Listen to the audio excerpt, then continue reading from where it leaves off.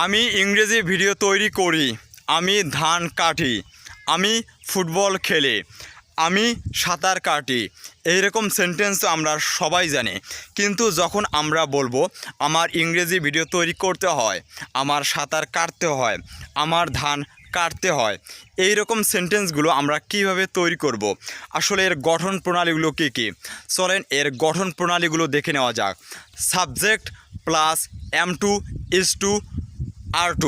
For example, আমার সাঁতার কাটতে হয়, আই অ্যাম টু সুইম।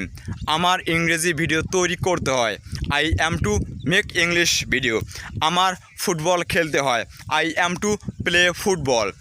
তার বই কিনতে হয়, he is two by book.